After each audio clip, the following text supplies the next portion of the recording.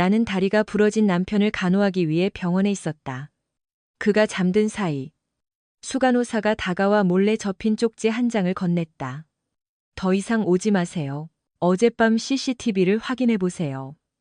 새벽 3시 서울 중심가에 위치한 성심병원은 공포스러울 정도로 고요했다. 하얀 병원 건물은 거대한 짐승이 깊은 잠에 빠진 듯했다. 복도에는 푸른 빛의 희미한 비상등과 출구 안내판의 차가운 불빛만이 벽을 비추고 있었다. 소독약 냄새와 오래된 시트의 향이 환자들의 찌든 냄새와 섞여 있었다. 그것은 병원 특유의 냄새로 너무 오래 맡으면 머리가 무거워지고 가슴이 답답해지는 그런 종류의 것이었다. 나는 병상 옆 간이 의자에 몸을 웅크리고 앉아 있었다.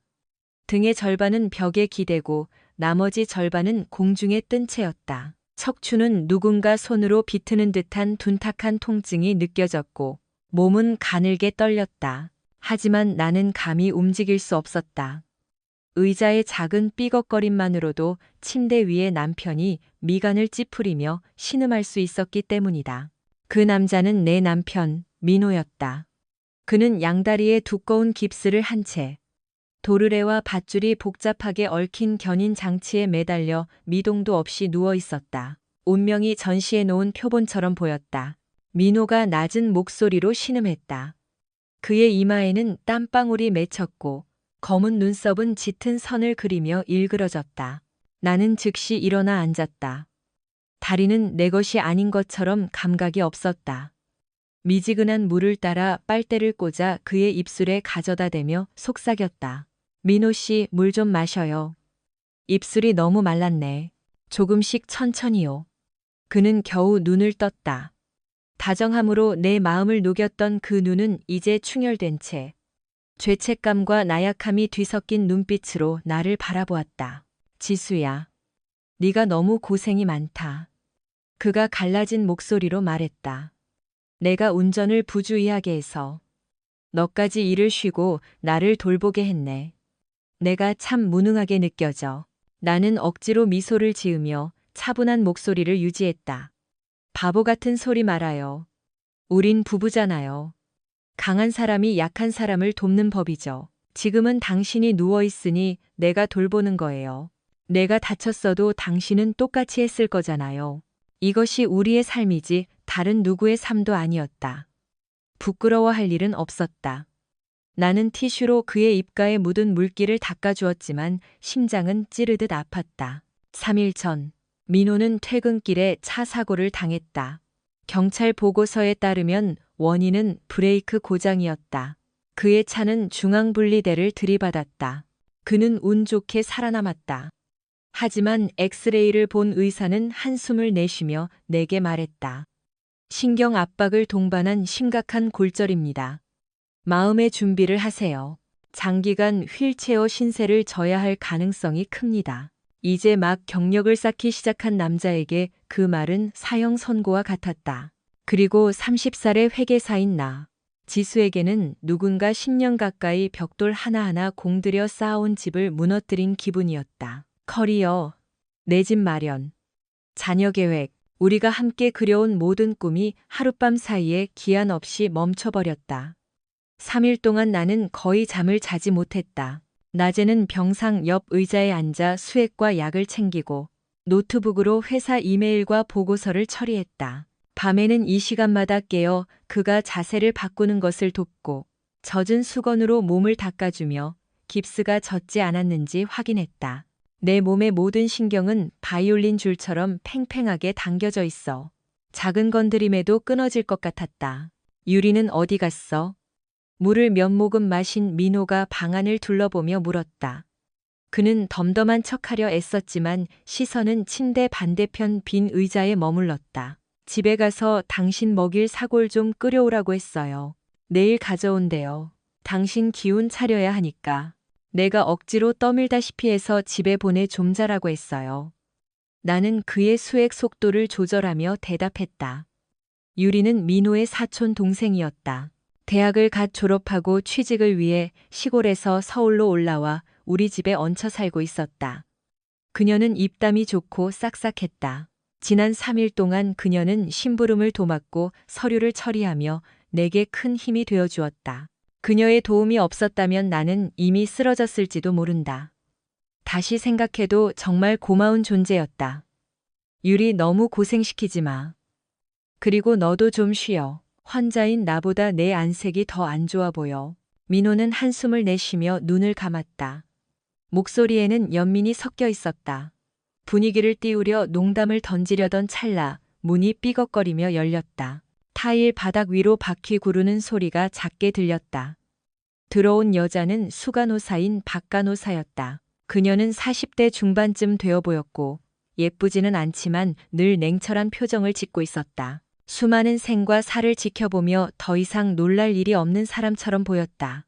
그녀는 말수가 적고 효율적으로 일했으며 보호자들과는 늘 전문적인 거리를 유지했다. 하지만 왠지 모르게 지난 며칠간 그녀는 지나갈 때마다 나를 한 번씩 더 쳐다보곤 했다.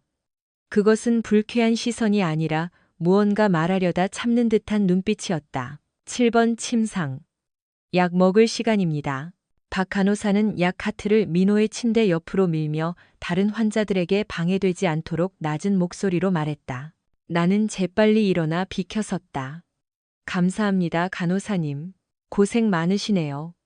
그녀는 대답하지 않았다. 그녀는 장갑을 끼고 조심스럽게 이불을 들쳐 민호의 깁스와 소변줄을 확인했다. 그녀의 동작은 숙련되어 있었지만 눈빛은 메스처럼 날카롭게.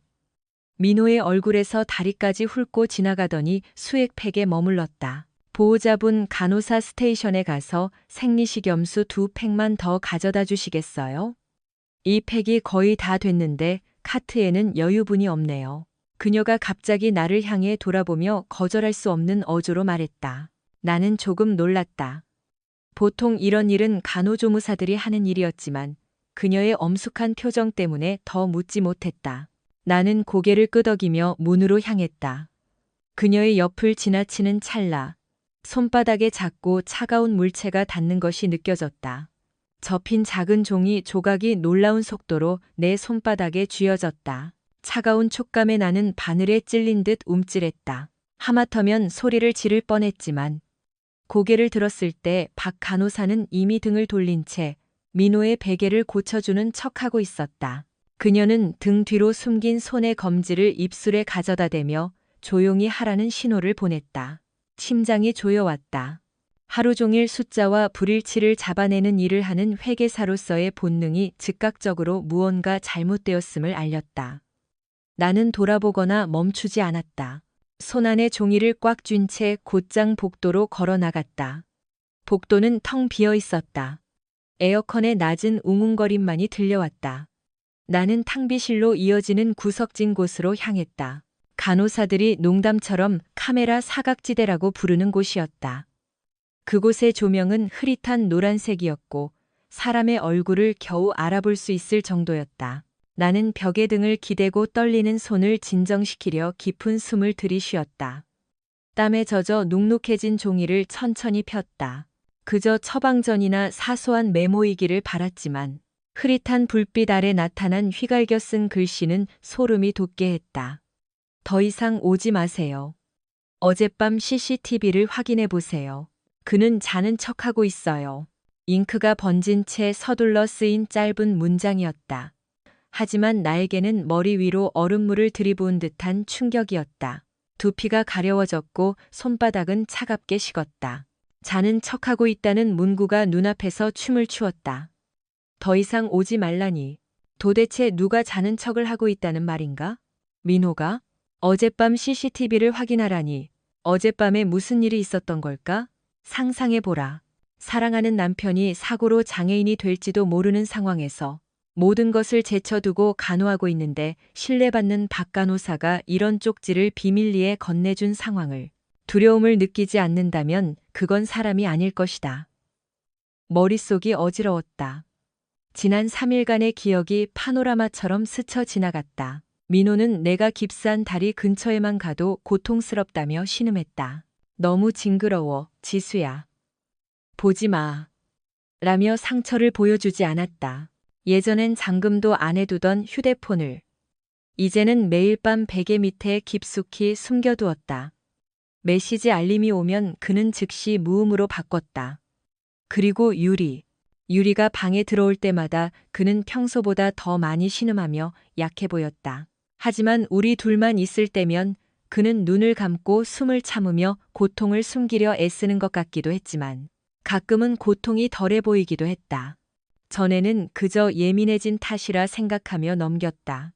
하지만 이제 흐릿한 노란 조명 아래 이 쪽지의 글씨와 함께 흩어져 있던 의심의 파편들이 하나로 연결되어 숨을 쉴 수 없을 만큼 나를 조여왔다. 나는 손톱이 손바닥을 파고드는 고통이 현실로 나를 일깨울 때까지 한참을 탕비실에 서 있었다. 공포에 질려선 안 된다.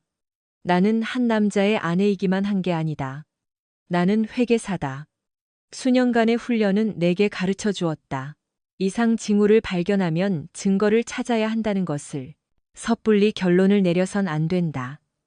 나는 쪽지를 잘게 찢어 변기에 넣고 형체가 사라질 때까지 물을 내렸다. 그 다음 세면대에서 찬물로 얼굴을 씻었다. 거울 속에는 안색이 창백하고 잠이 부족해 눈이 쑥 들어간 여자가 있었다. 하지만 그 눈빛은 변해 있었다.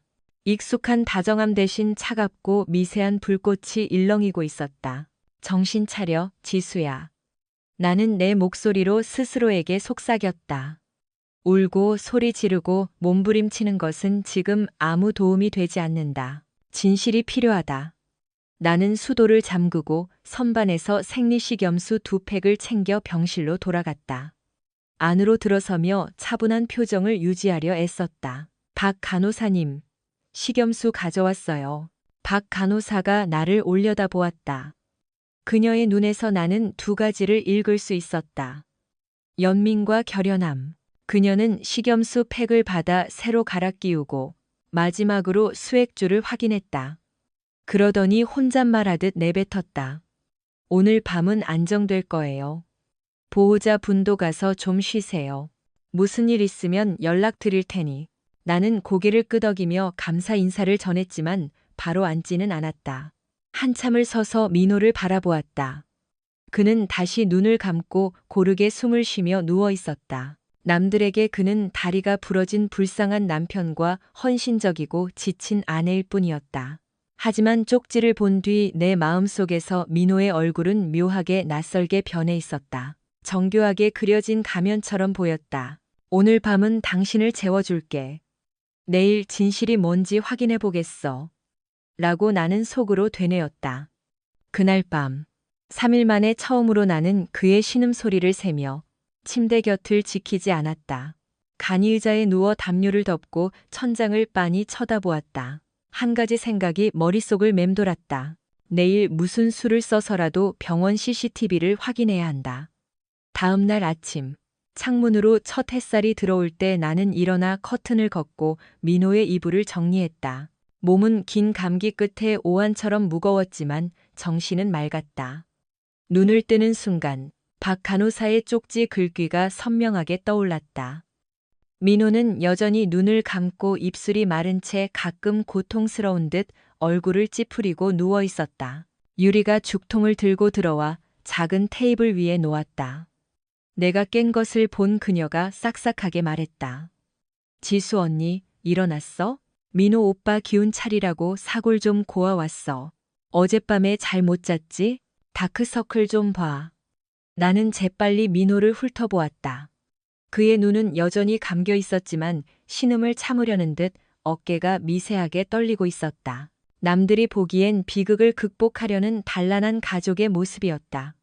어제였다면 나는 미소를 지으며 고마워했을 것이다. 하지만 오늘 아침 모든 것은 뒤틀려 보였다. 깨진 거울로 보는 것처럼 모든 잔상이 날카로운 조각이 되어 나를 찔렀다. 나는 머리를 뒤로 넘기며 차분한 목소리를 냈다. 고마워, 유리야. 나 잠시 회사 좀 다녀와야겠어. 급하게 서명할 서류가 있다고 하네. 민호 오빠 좀 봐줄 수 있지? 무슨 일 있으면 연락하고. 그 말에 민호가 천천히 눈을 뜨며 걱정스러운 표정을 지었다. 지수야, 오래 걸려? 나 혼자 여기 있는 거 불안한데. 요 며칠 고생 많았는데 좀 쉬지 그래. 유리가 많이 도와주네. 우리 유리한테 고맙다고 인사도 제대로 못했어. 나는 유리에게 미소를 지어 보인 뒤 민호의 손을 다독였다. 금방 올게요. 편하게 쉬고 있어요. 필요한 거 있으면 간호사 부르고. 말을 마친 뒤 나는 그의 허리 쪽 수액줄과 붕대를 정리해 주었다. 동작은 평소처럼 세심했지만 내면은 차가운 빈 공간이었다. 전에는 민호의 몸에 손을 댈 때마다 이 사람은 내 남편, 평생 함께하기로 선택한 사람이라고 생각했다. 하지만 이제는 다른 질문이 맴돌았다. 당신 정말로 연기하고 있는 거야? 나는 서둘러 코트와 가방, 노트북을 챙겼다. 유리가 가방을 들어주며 덧붙였다. 언니 운전 조심해. 점심은 와서 먹어. 내가 맛있는 거 사놓을게. 밖에서 대충 먹지 말고. 기름진 음식 건강에 안 좋아. 나는 고개를 끄덕이고 민호를 마지막으로 보았다. 그는 손을 잡고 눈시울을 붉혔다. 버려지는 것을 두려워하는 남자의 완벽한 모습이었다. 지수야, 미안해. 내가 정말 장애인이 되면 어쩌지? 힘들면 나 버려도 돼. 하지만 이혼은 하지 말아줘. 응? 너만이 내 살 이유야. 어제였다면 나는 울었을 것이다. 그에게 달려가 절대로 버리지 않겠다고 말했을 것이다. 하지만 지금은 목구멍에 딱딱한 덩어리가 걸린 듯 했다. 나는 부드럽게 손을 빼내며 억지 미소를 지었다. 무슨 생각을 하는 거야? 금방 올게. 누워있고 너무 많이 움직이지 마요. 더 아플 수도 있으니까. 유리랑 간호사들 다 있잖아. 아무도 당신 안 버려. 나는 몸을 돌려 병실을 나섰다. 문이 닫히는 소리가 들렸다. 부드러운 소리였지만 내 귀에는 생이 둘로 갈라지는 소리처럼 들렸다. 나는 곧장 출구로 나가는 대신 주차장으로 내려갔다. 기름 냄새와 습한 콘크리트 냄새가 진동하는 어둡고 넓은 공간이었다. 나는 구석진 곳에 차를 세우고 창문을 올린 뒤 문을 잠갔다. 그 밀폐된 공간에서야 비로소 길고 느린 한숨을 내뱉었다. 휴대폰을 꺼내 대학 후배이자 사이버 보안 업무를 하는 진우의 번호를 찾았다. 메시지를 보냈다. 진우야, 개인적인 부탁이 있어. 아주 급하고 절대 비밀로 해야 해. 보상은 넉넉히 할게. 답장은 거의 즉시 왔다. 항상 화면 앞에 붙어 있는 녀석다웠다. 지수 누나, 웬일이에요? 말만 하세요. 대신 나중에 술 한잔 사요. 나는 입술을 깨물며 메시지를 쳤다. 성심병원 정형외과 307호실 내부 CCTV 영상을 좀 보고 싶어. 어제 새벽 1시부터 3시 사이 거로. 접근 가능할까? 메시지를 보내자마자 심장이 요동치기 시작했다. 정당한 절차가 아니라는 걸 알았지만 지금 확인하지 않으면 평생 공포와 불신 속에서 살 것 같았다. 잠시 후 진우에게서 전화가 왔다. 누나, 이거 큰 건인데. 종합병원이라 보안이 장난 아니에요. 하지만 불가능하진 않죠. 병원 이름이랑 위치, 병실 문 사진 정확히 보내줘요. 내부 IP 주소 추적해 볼 테니까. 근데 누나 물어봐도 돼요? 이거 정말 보고 싶어요? 한번 보면 잊히지 않는 것들도 있잖아요. 나는 잠시 침묵했다. 진우의 목소리는 사립 탐정을 고용하는 의뢰인이 된 듯한 기분을 느끼게 했지만 물러설 곳은 없었다. 나는 나직하게 말했다. 평생 의심하며 사느니 한번 상처받는 게 나아. 지금 사진 보낼게. 오늘 오전 중으로 확인해줘. 오후는 너무 늦어. 알았어요. 병원 근처에 있어요. 와이파이 잘 터지는 데서 대기해요. 상황 보고 줄게요. 링크 따면 직접 볼 수 있게 보내줄 테니 다운은 받지 마요. 추적당할 수 있으니까. 나는 전화를 끊었다. 주차장으로 내려오며 몰래 찍어둔 307호실 문 사진을 전송하는 손이 미세하게 떨렸다. 전송을 마친 뒤 노트북을 켜고 휴대폰 핫스팟에 연결했다. 운전석에 몸을 웅크린 채 에어컨의 웅웅거림을 들었다. 시간은 너무나 느리게 흘렀다. 1분이 1시간 같았다. 기다리는 동안 내 마음은 자꾸 과거의 기억들을 되감기 시작했다. 연애 초기 시절이 떠올랐다. 민호는 참 자상했다. 내가 야근한다는 소리에 성북동에서 서대문까지 직접 끓인 죽을 배달해주던 사람이었다. 그때 나는 세상에 진실한 남자가 아직 많다고 믿었다. 결혼 후 그는 작은 건설 자재 납품 회사를 차렸다. 친구들에게 우리 와이프는 회계사야. 아주 똑똑하지. 내가 허튼 짓 하면 바로 잡아낼걸. 이라며 자랑하곤 했다. 그는 웃으며 내 머리를 쓰다듬고 말했다. 걱정 마. 돈 계산은 네가 해. 난 우리 가족 이름 걸고 제대로 일해볼게. 그 말들이 그때는 참 따뜻했다. 최근 몇 년간 그의 사업은 불안정해졌고 수입도 줄었다. 나는 그가 예민해지고 늦게 귀가하며 술과 담배 냄새를 풍기는 날이 잦아지는 것을 느꼈다. 하지만 물을 때마다 그는 남자들끼리 인맥 쌓느라 그래. 요즘 프로젝트 따기 힘들어. 나 좀 그만 괴롭혀라고 말했다. 나는 너무 바빴고 때로는 숨이 턱에 찼다. 그래서 그냥 넘어갔다. 그를 믿었기 때문이기도 했지만 아내가 끊임없이 의심하면 결혼 생활이 유지될 수 없다고 생각했기 때문이다. 오늘 노트북을 생명줄처럼 꽉 쥔 채 병원 주차장에 앉아있기 전까지는 내가 남의 도면과 비용 추정치를 검사하느라 바쁜 사이 바로 곁에서 자는 남자를 검사하는 걸 잊고 있었다는 걸 깨닫지 못했다. 일시간이 흐르고 다시 일시간이 지났다. 눈은 따가웠고 같은 자세로 앉아있느라 목이 뻣뻣해졌다. 진우가 포기했나 싶던 찰나 휴대폰이 요란하게 진동했다. 메시지가 떴다. 누나 링크 보냈어요. 30분 동안만 활성화돼요. 그 뒤엔 자동 폭파되니까 이어폰 끼고 소리 죽이고 봐요. 무슨 내용을 보든 진정해요. 성급하게 굴지 말고요. 진심이에요. 나는 심호흡을 하고 이어폰을 노트북에 꽂은 뒤 브라우저를 열어 링크를 클릭했다. 화면에 검은 창이 떴고 몇 초 뒤 이미지가 나타났다. 천장에 달린 카메라에서 내려다본 모습이었다. 흑백이었지만 충분히 선명했다. 병실 대부분의 각도가 다 보였다. 민호의 침대, 내가 앉던 간이의자, 문, 작은 테이블. 화면 구석의 타임스탬프는 307호실 새벽 1시 58분을 기록하고 있었다. 나는 시간 표시줄을 새벽 2시쯤으로 당겼다. 내가 민호의 간곡한 부탁에 못 이겨 집에 가서 씻고 아침 일찍 오겠다고 말한 뒤 나선 직후였다. 화면 속에서 포니테일을 하고 얇은 카디건을 입은 여자. 즉 내가 이것저것 정리하다 민호에게 뭐라 말하고 문을 열고 나가는 장면이 보였다. 문이 닫혔고 화면 속 병실은 고요해졌다. 민호는 죽은 고기처럼 미동도 없이 누워 있었다.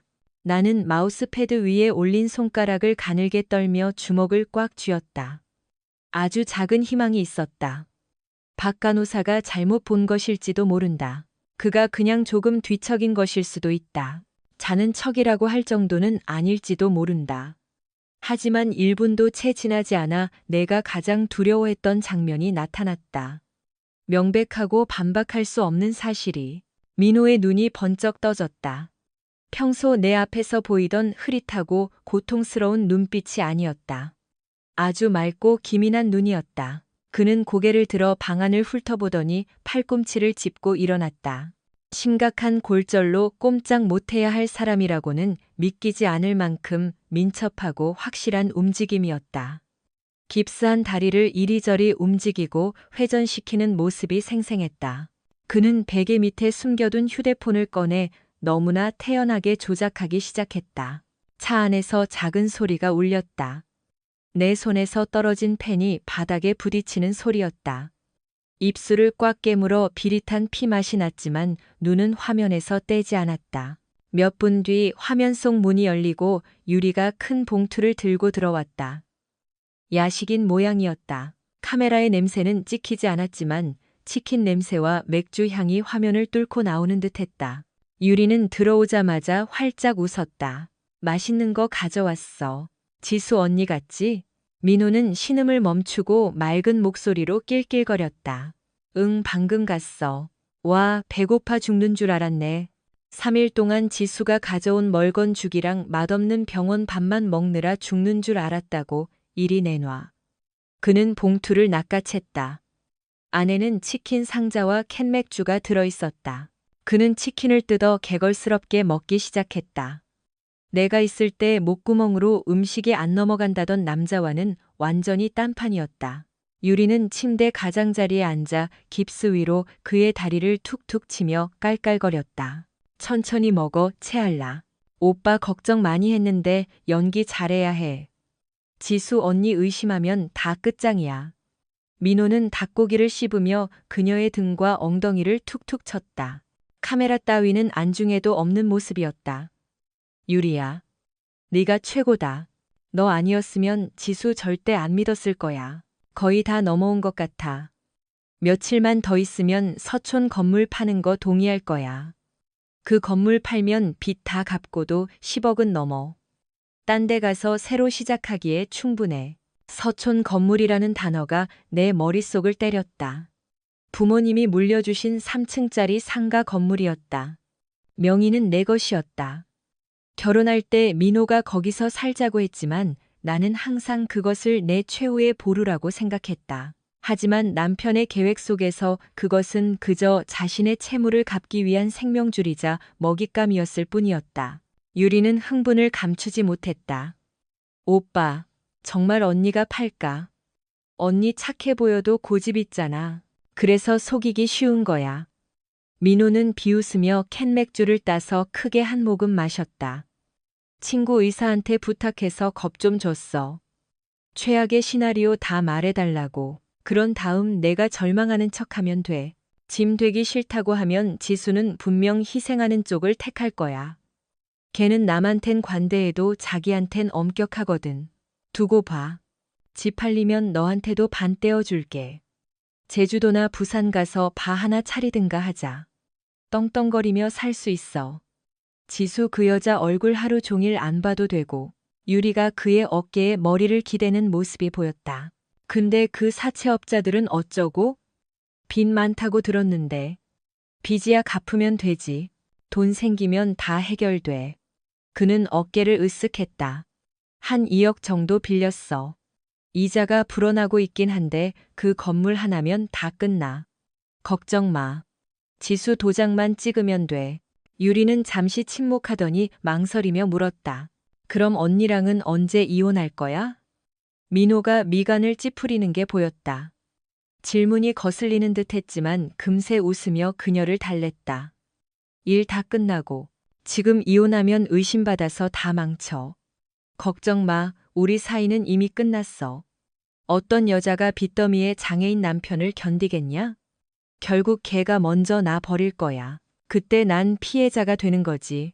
돈도 챙기고 너도 챙기고. 똑똑하지? 나는 더 이상 볼 수 없었다. 이어폰은 귀에 꽂혀 있었지만 입술을 깨물어 입안이 엉망이었다. 이어폰을 빼자 정적에 휩싸인 차 안에서 내 숨소리만이 다른 사람의 것처럼 울려 퍼졌다. 주차장 밖으로 흰 가운을 입은 사람들이 조용히 지나가고 있었다. 병원 바로 아래 작은 차 안에서 한 아내가 남편의 모든 배신을 목격했다는 것을 아무도 모를 것이다. 눈물은 나오지 않았다. 눈은 기이할 정도로 건조했다. 진실이 너무 두려워 눈물조차 나오지 않는 것 같았다. 처음 느낀 감정은 슬픔이 아니라 굴욕이었다.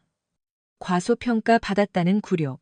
내 영리함을 자부하며 수십억 프로젝트의 숫자를 따지던 내가 한 침대를 쓰는 남자에게 이렇게 쉬운 사냥감이 되었다는 사실이 치욕스러웠다. 서촌의 부모님 건물이 떠올랐다. 아빠가 낡은 티셔츠 차림으로 앞마당 평상에 앉아 아이스티를 마시며 내가 학교에서 돌아오는 걸 웃으며 지켜보던 오후가 떠올랐다. 엄마가 명절마다 큰 냄비에 갈비찜을 하며 이 건물을 항상 소중히 여기라고 당부하던 모습도 떠올랐다. 이 건물은 내 뿌리야. 무슨 일이 있어도 여긴 지켜야 한다.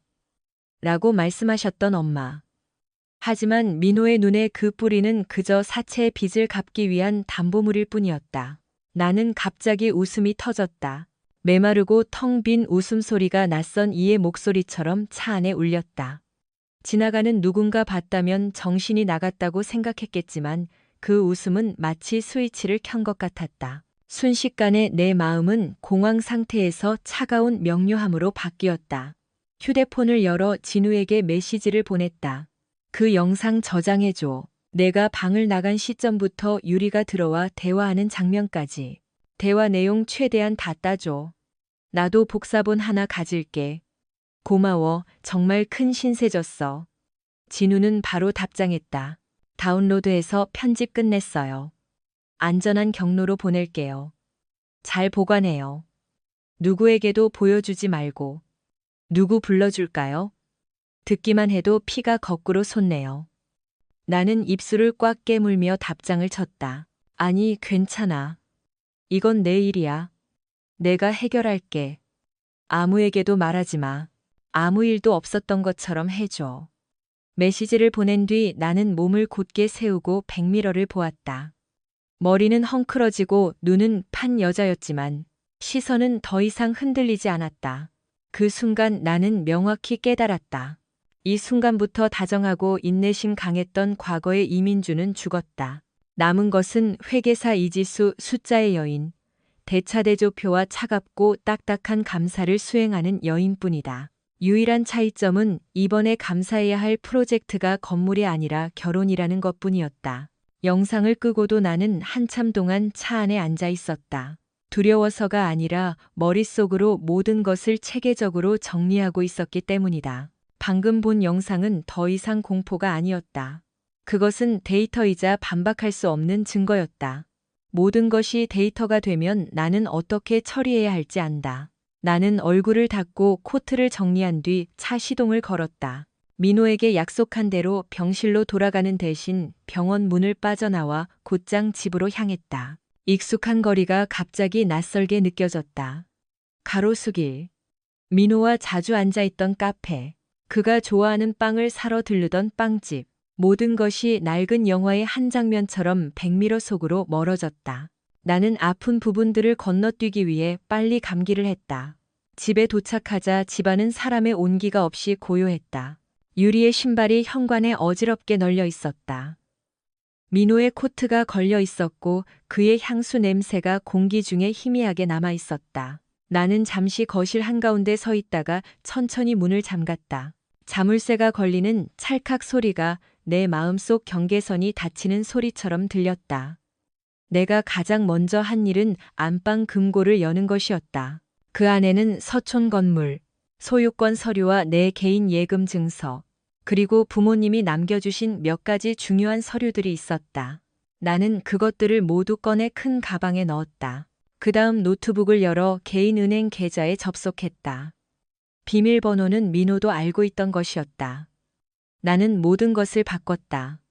은행 계좌 비밀번호, 이메일, 투자 포트폴리오까지 하나씩 천천히, 체계적으로, 스스로도 놀랄 만큼 차갑게 처리했다. 작업을 하는 도중 휴대폰이 울렸다.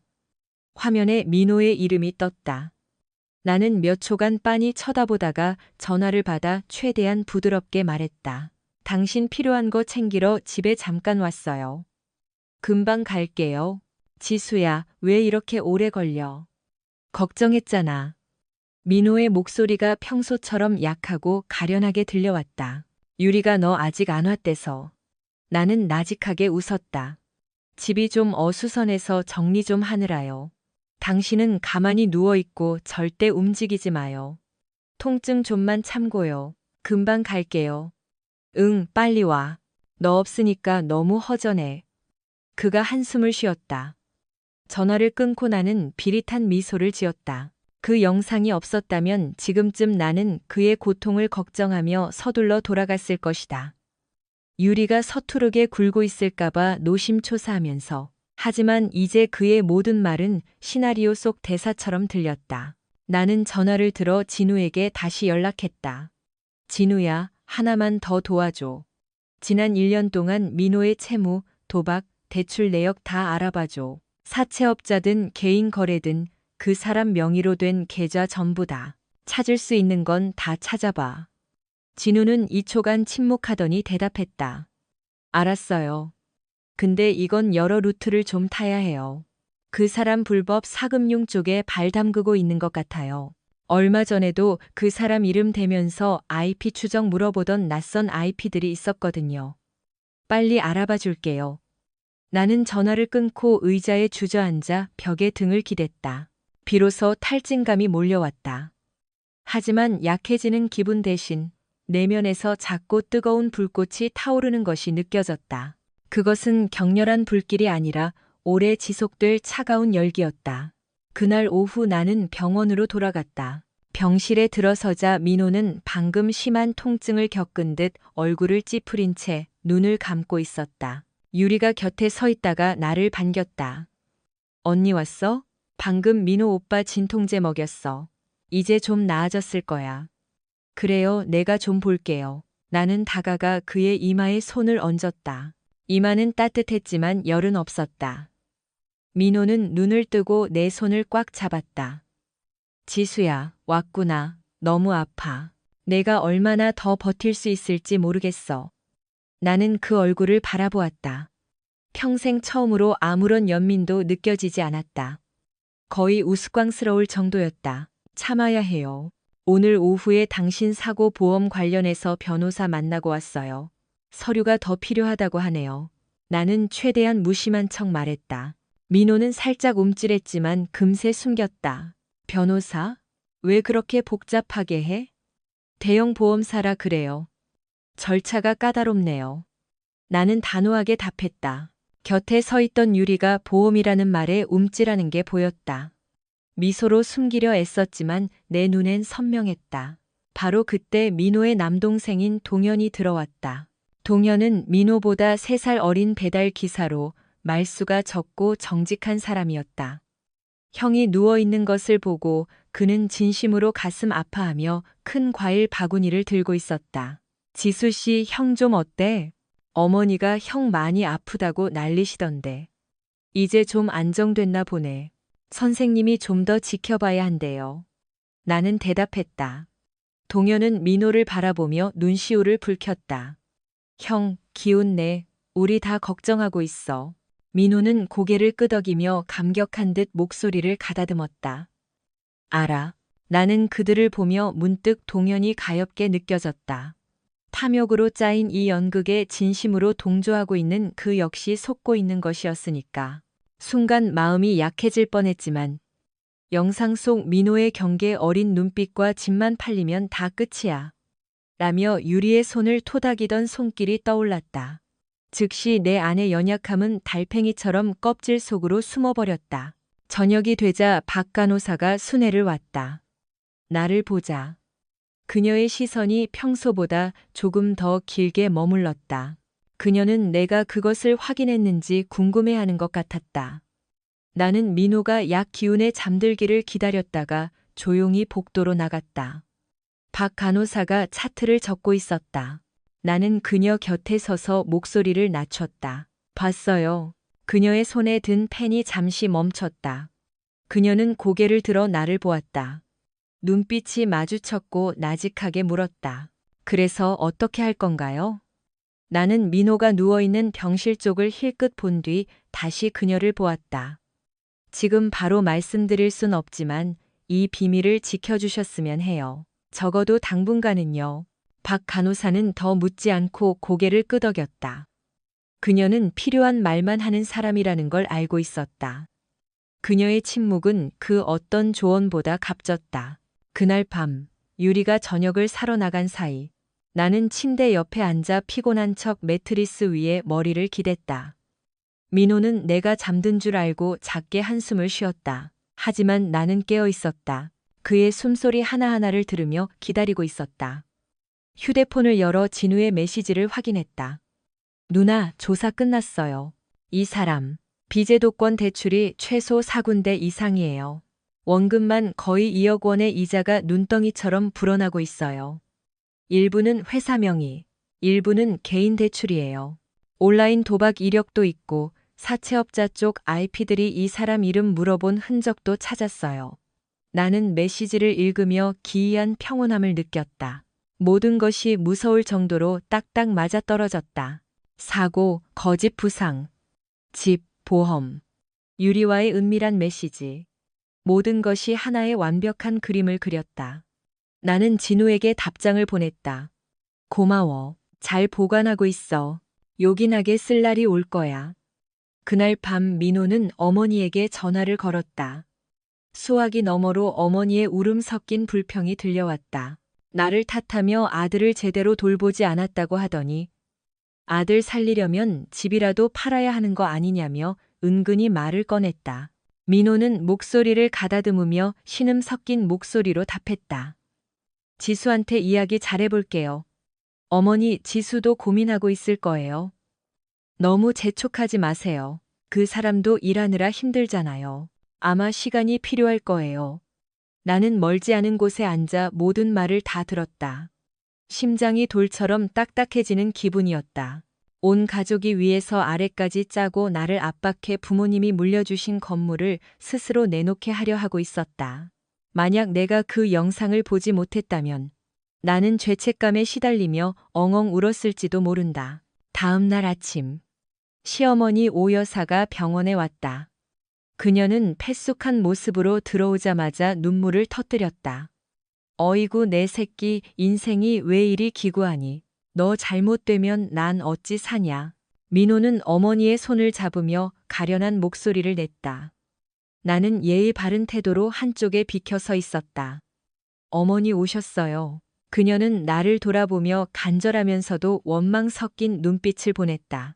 지수야, 내 마음 힘든 거 알지만 지금은 민호 살리는 게 우선 아니겠니? 너무 고집 부리지 마라. 사람 죽고 나면 재산이 무슨 소용이냐. 나는 그녀를 한참 동안 바라보았다. 이 여자는 명색이 내 시어머니로 결혼식 날 내 손을 잡으며 친딸처럼 생각하겠다고 했던 사람이다. 하지만 이제 그녀의 눈에 보이는 것은 아들을 잃을까봐 두려워하는 모습과 돈에 대한 막연하고 계산적인 시선뿐이었다.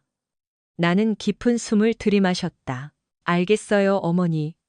고민 중이에요. 하지만 집을 파는 건 큰 결정이잖아요. 서류도 다시 검토해야 하고 민호 씨 보험 계약도 확인해야 나중에 골치 안 아파요. 시간 좀 더 주세요. 오 여사는 더 말하려 했지만 동현이 어머니의 손을 부드럽게 잡아 끌었다.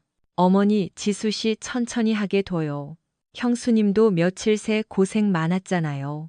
오 여사는 입술을 깨물었지만 더 말하지 않았다. 하지만 나는 알고 있었다. 오늘부터 압박은 더 거세질 것이다. 그들은 내가 집을 빨리 팔도록 재촉할 것이다.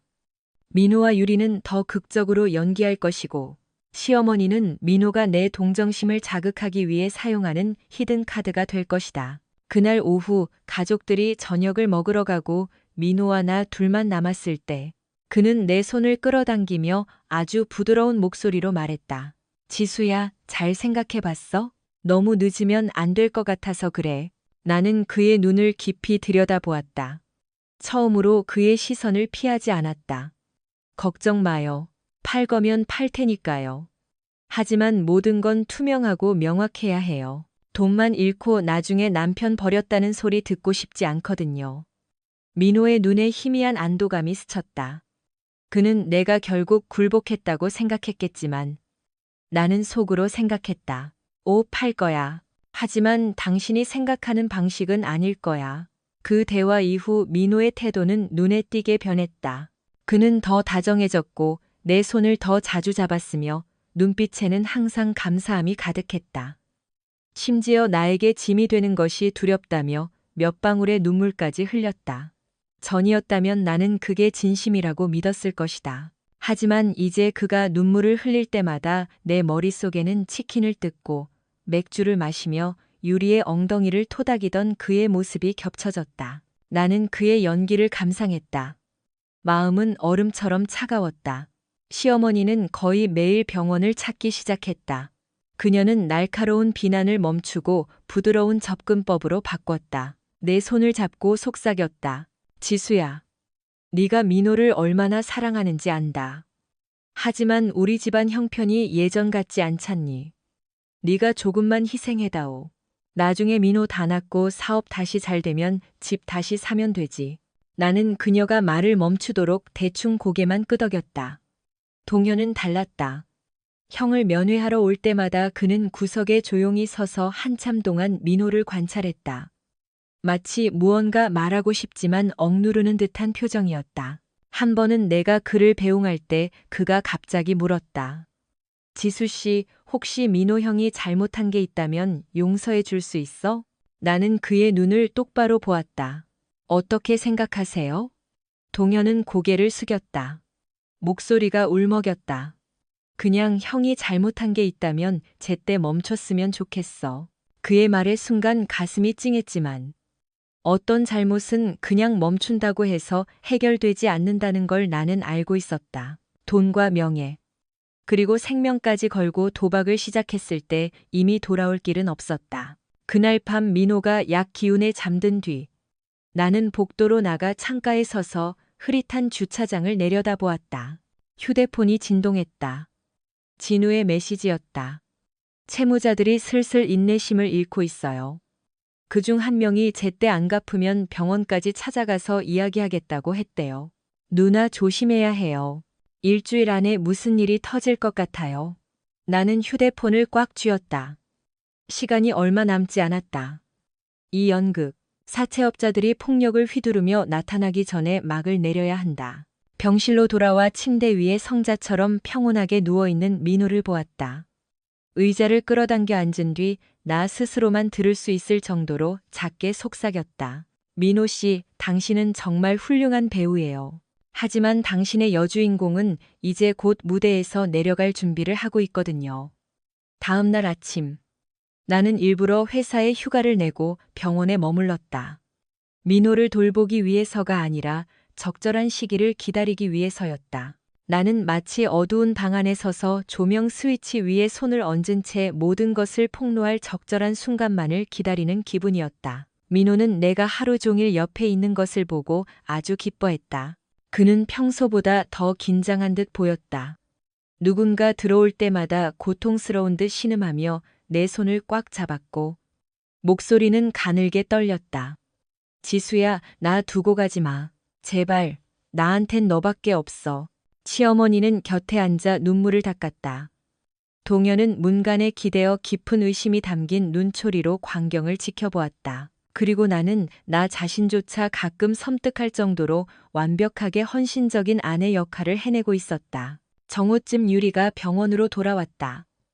그녀는 들어오자마자 불안한 듯 눈을 굴렸다. 내가 앉아있는 걸 보자 그녀는 잠시 멈칫했다. 나는 그녀에게 완전히 차분한 미소를 지어 보였다. 면접은 어땠어? 아, 2차 때 연락 준다고 하더라고요. 그녀가 말을 더듬었다. 민호는 그녀를 힐끗 보았고 눈빛에는 조바심이 서려 있었다. 그들이 단둘이 나누던 은밀한 대화를 그리워하고 있다는 걸 알았다. 나는 그들이 그 갈증을 좀 더 느끼도록 내버려 두기로 했다. 그날 오후 나는 김 변호사에게 전화를 걸었다. 김 변호사님, 계획대로 다 됐어요. 채무자들이 움직이기 시작했네요. 오늘 밤이나 내일쯤 올 것 같아요. 우진 선배의 목소리는 엄중했다. 경찰에게는 이미 연락해뒀어. 네가 신호를 보내면 바로 출동할 거야. 침착해야 해. 상대가 도발해도 넘어가지 말고.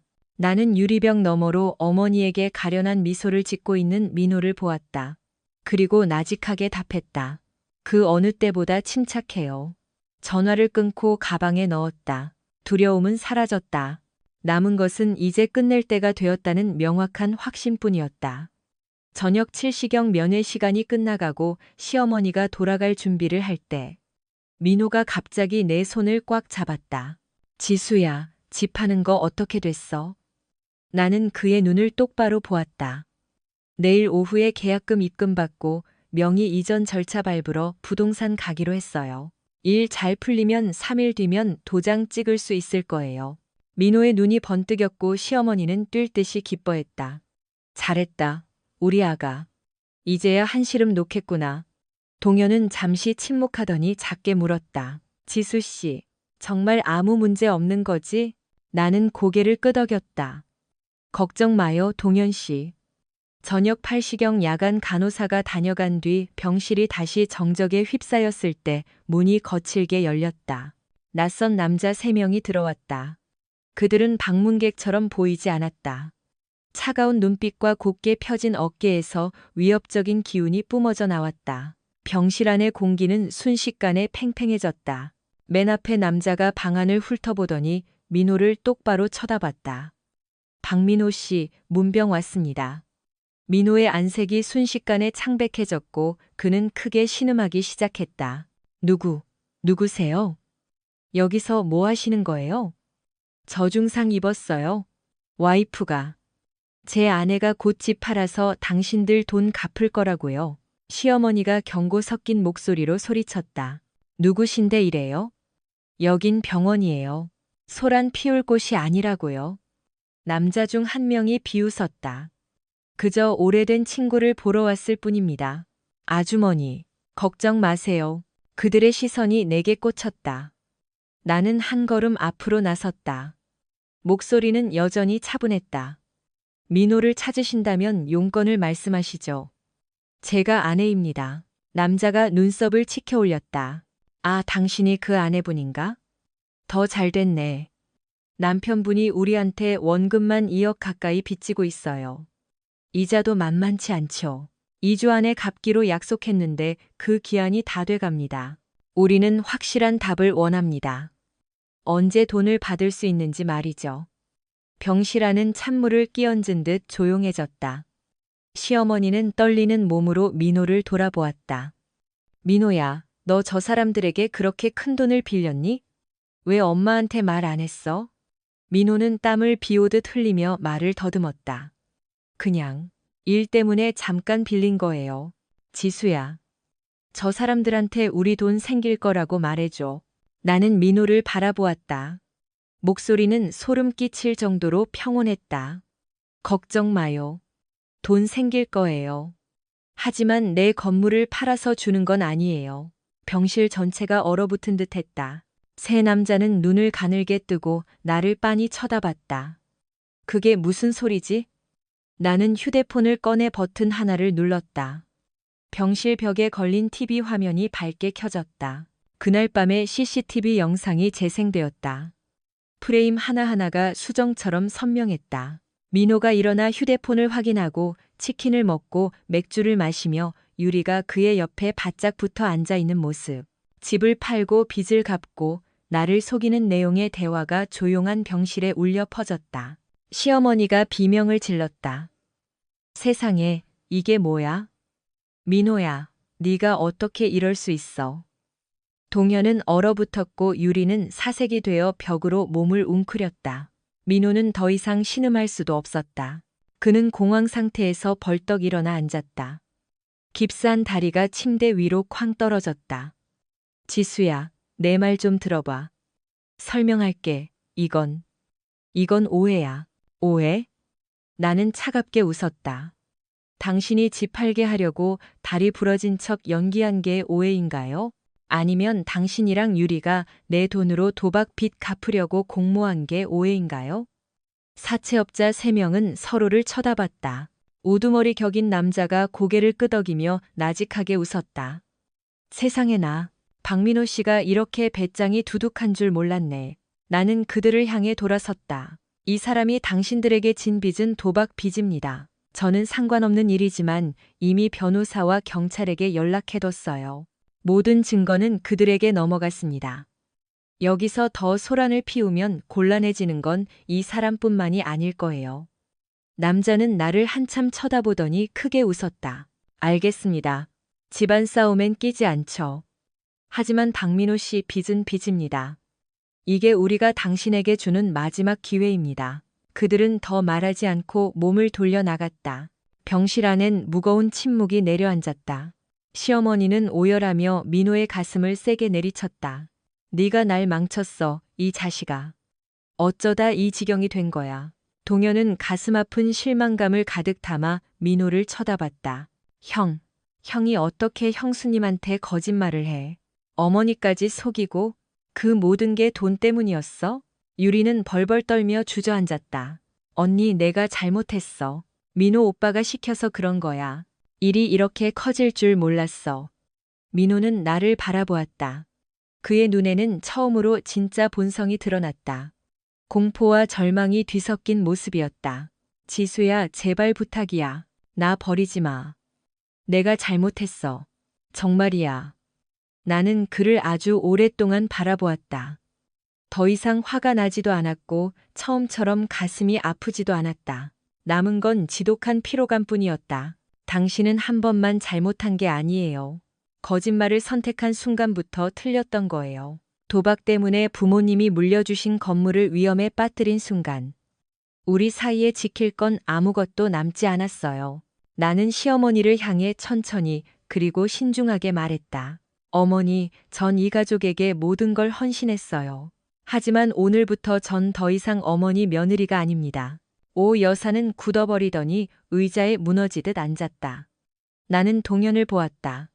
동현 씨한테 좋은 형의 모습을 지켜주지 못해 미안해요. 동현은 눈시울을 붉힌 채 침묵했다. 그리고 나는 돌아섰다. 등 뒤로 울음소리, 부르는 소리, 신음소리가 들렸지만 멈추지 않았다. 민호의 연극은 끝났고 이제부터 내 삶은 내가 직접 써나갈 것이기 때문이다. 그날 밤 병원을 떠났다. 바람이 차가웠다.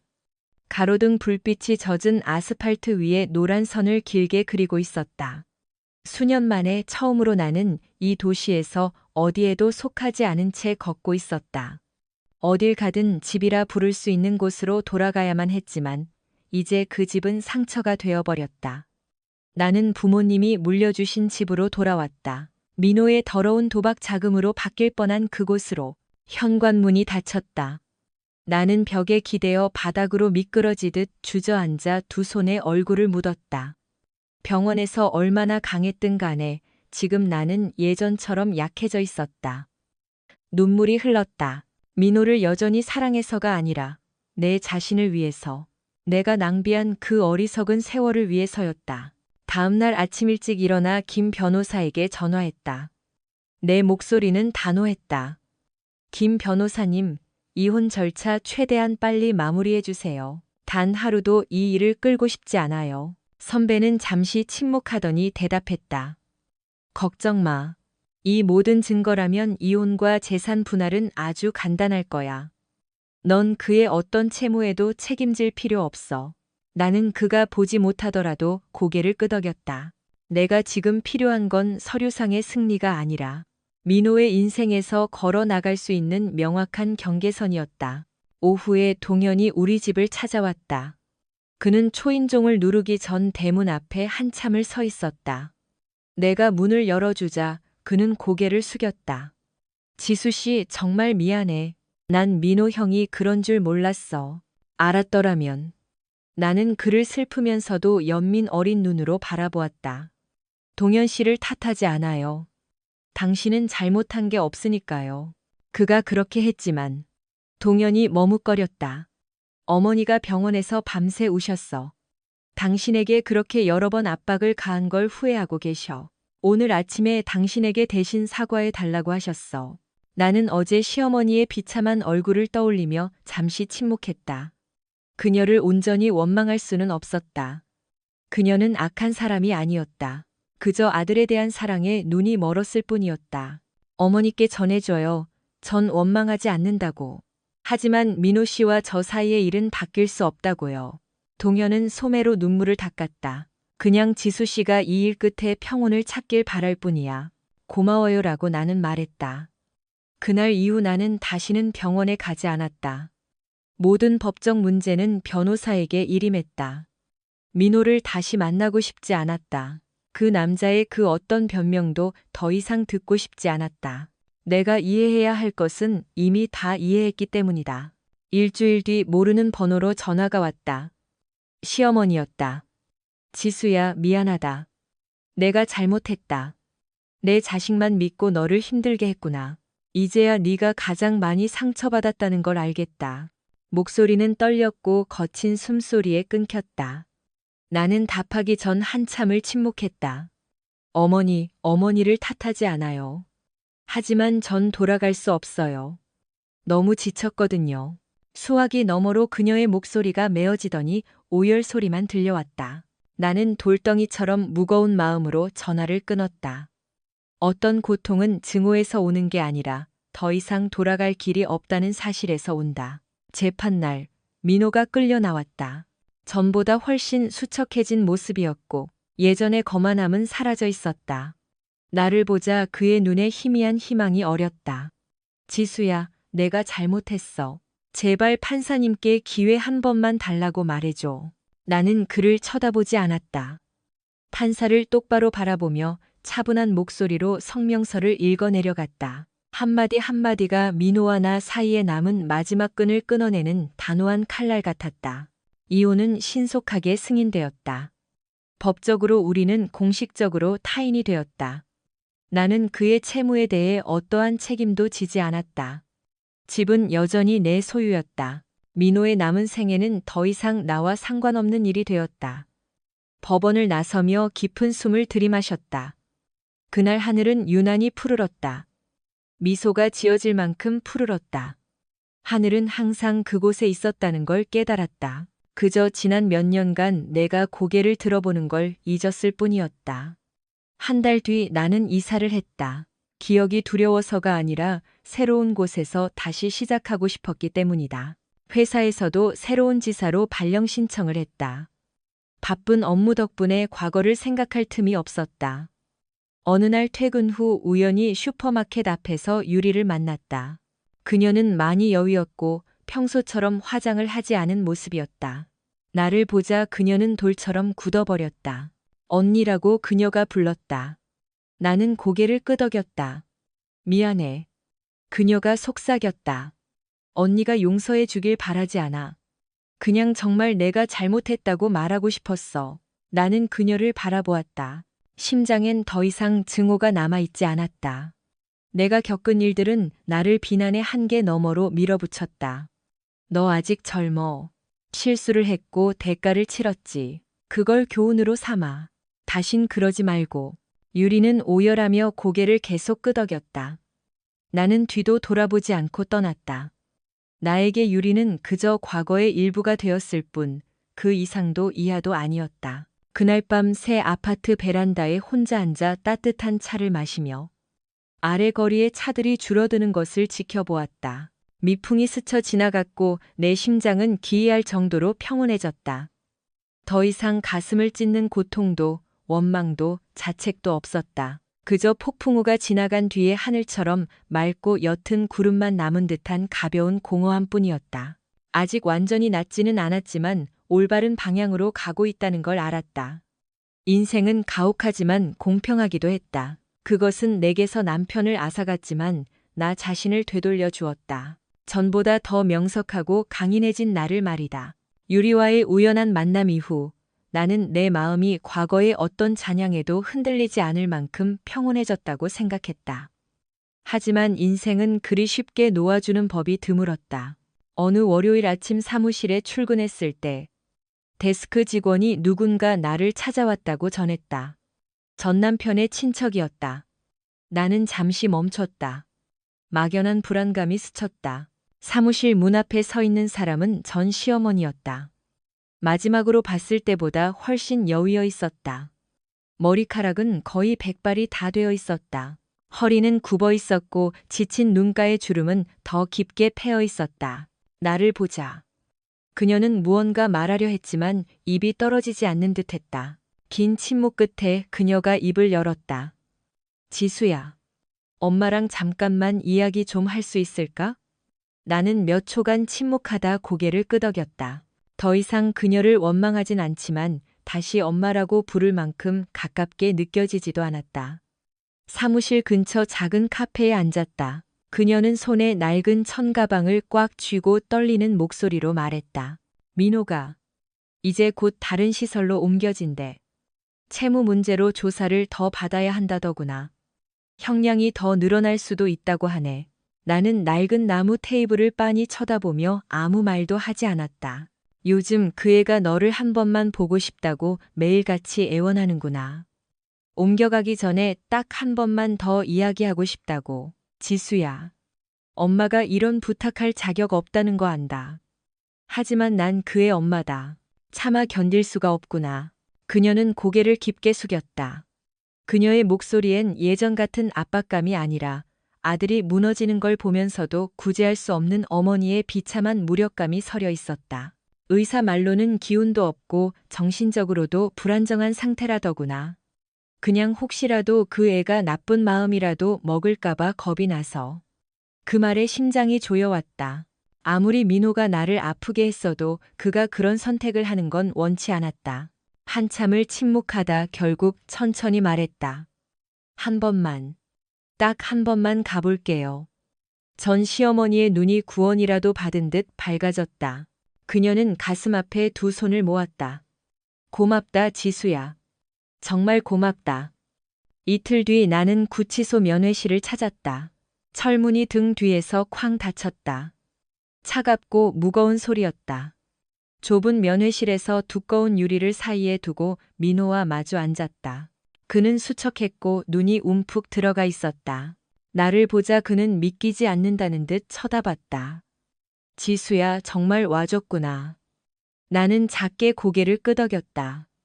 목소리는 건조했다. 보고 싶다고 해서 왔어요.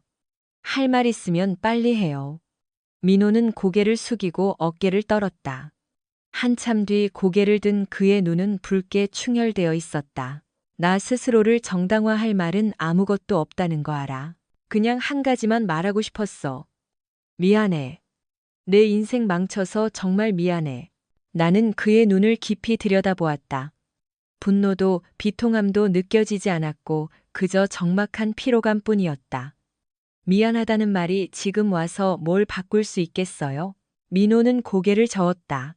눈물 한 방울이 그의 뺨을 타고 흘렀다. 아니, 아무것도 바꿀 수 없지. 하지만 이 말을 하지 않으면 앞으로 남은 세월을 견딜 수 없을 것 같았어.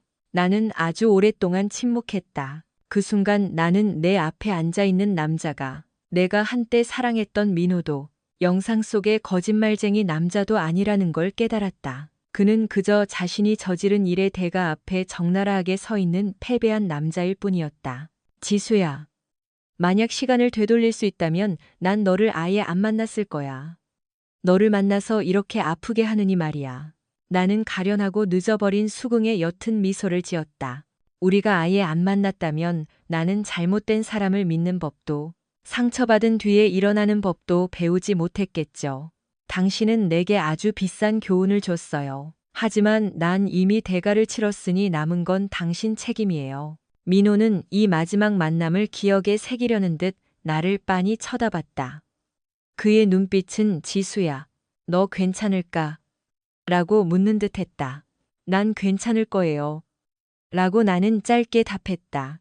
나는 일어나 유리의 손을 얹고 마지막 말을 남겼다. 여기서 끝내요, 민호 씨. 더 이상 당신을 미워하지 않지만 돌아갈 수도 없어요. 더는 붙잡지 마세요. 그는 유리 건너편에 손을 얹었다. 우리 손바닥이 넘을 수 없는 거리 사이로 마주 닿았다. 나는 몸을 돌려 걸어 나갔다. 마음이 놀라울 정도로 가벼워졌다. 구치소 문을 나설 때 오후의 햇살이 얼굴에 닿으며 기이한 따뜻함을 선사했다. 나는 내 생의 한 장을 영원히 덮었다는 걸 알았다. 그 후 시간은 조용히 흘렀다. 경력은 안정되었다. 나는 새로운 직급으로 승진했다. 압박은 더 커졌지만 보상도 컸다. 동현은 가끔 안부 전화를 걸어왔다. 어머니 건강이 나빠지고 있다고 했다. 나는 그에게 나 대신 잘 돌봐달라고 부탁했지만 그 과거와 다시 직접 대면할 용기는 나지 않았다. 어느 날 저녁 모르는 번호로 메시지가 왔다. 지수 언니 유리야. 나 이제 다른 지역으로 취직해서 가. 가기 전에 고맙다는 말 꼭 하고 싶었어. 나를 벼랑 끝까지 밀지 않아줘서 고마워. 나는 메시지를 한참 보다 짧게 답했다. 착하게 살아라, 유리야. 그거면 됐다. 전화를 내려놓으며 평온함을 느꼈다. 사람은 누구나 자신이 선택한 길을 걸어가야 한다. 나는 더 이상 누구의 짐도 짊어질 필요가 없었다. 그날 밤 아파트 창가에 서서 도시의 불빛들이 켜지는 걸 보았다. 수천 개의 작은 창문에서 나오는 빛들이 밤하늘의 인공별처럼 반사되었다. 세상이 아무리 어두워도 눈을 뜨고 보려 하기만 하면 언제나 빛은 존재한다는 걸 문득 깨달았다. 전에는 타인의 잘못이라는 어둠 속에 살았었다. 하지만 이제부터는 오직 내 선택의 빛 속에 살 것이다. 구치소에서 민호를 만난 뒤 내 마음속에 무거운 문이 드디어 닫힌 기분이었다. 잠 못 이루던 밤들은 줄어들었고 가슴 속에 둔탁한 통증도 잦아들었다. 나는 이제 혼자 사는 여자의 새로운 리듬에 익숙해지기 시작했다. 자유롭지만 외로운 삶. 낮엔 일하고 밤엔 귀가하며 주말엔 가끔 동료들과 커피를 마셨다. 비극도 파란도 없는 삶이었지만 과거의 핑크빛 환상도 사라진 삶이었다. 어느 비 오는 날 오후 퇴근하자마자 동현에게서 전화가 왔다. 목소리가 울먹임에 젖어 있었다. 지수 씨, 우리 엄마 위독하셔. 의사 선생님이 며칠 안 남으셨대. 자꾸 너만 찾으셔. 한 번만 와줄 수 있을까? 나는 전화를 한참 들고 대답하지 않았다. 밖에는 비가 쏟아지고 있었다. 차창에 맺힌 빗방울 하나하나가 건조하게 흘러내렸다. 돌아가지 않겠다고 몇 번이나 다짐했었다. 하지만 이성과 인도주의의 경계에서 나는 여전히 마음이 여린 사람이었다. 주소 보내주세요. 갈게요. 오래된 병원엔 익숙한 소독약 냄새가 여전했다. 병실에 들어서자 전 시어머니는 미동도 없이 누워 있었다. 얼굴은 쓱쓱했고 눈은 움푹 들어갔으며 숨소리는 가느다란 실처럼 가늘었다. 동현은 침대 곁에 앉아 그녀의 손을 잡고 있었다. 나를 보자 그는 움찔하며 일어났다. 지수 씨. 나는 고개를 끄덕이며 더 가까이 다가갔다. 시어머니는 겨우 눈을 떴다. 나를 보자. 그녀의 눈동자에 희미한 빛이 일렁였다. 지수야. 왔니? 나는 몸을 숙여 그녀의 여윈 손을 잡았다.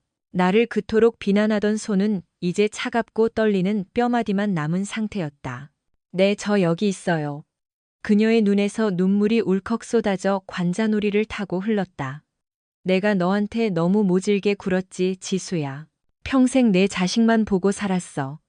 걔 진짜 본성을 못 보고 너만 고생시켰다. 나는 그녀의 손을 살며시 쥐었다. 목소리는 차분했다. 다 지난 일이에요. 더 이상 원망하지 않아요. 그녀는 흐느끼기 시작했고 가슴이 힘겹게 들썩였다. 용서해 달라는 말은 안 하마. 그냥 다음 생이 있다면. 너랑 시어머니로 안 만났으면 좋겠다. 모르는 사람으로 만나서 네가 받아 마땅한 친절을 베풀 수 있었으면 좋겠어. 그 말은 내 심장을 부드럽게 찔렀다. 나는 고개를 숙였고 눈물이 그녀의 마른 손등 위로 떨어졌다. 이번 생에 우리 사이의 빚은 다 갚은 걸로 해요. 이제 편히 쉬세요. 그녀는 작게 고개를 끄덕였고 숨소리는 점점 느려지더니 심박동기의 선이 긴 전자음으로 변했다. 동현이 오열했다. 하지만 나는 그저 멍하니 서 있었다. 친부모를 잃은 고통은 아니었지만 완전히 끝나버린 관계의 마지막 장을 덮는 듯한 깊고 피로한 슬픔이었다. 장례식은 간소하게 치러졌다. 나는 끝까지 자리를 지키며 며느리로서의 마지막 도리를 다했다. 친척들은 나를 호기심과 동정, 그리고 걱정이 섞인 눈초리로 보았다. 나는 상관하지 않았다. 그저 내 양심이 옳다고 믿는 일을 했을 뿐이다. 민호는 참석이 허용되지 않았다.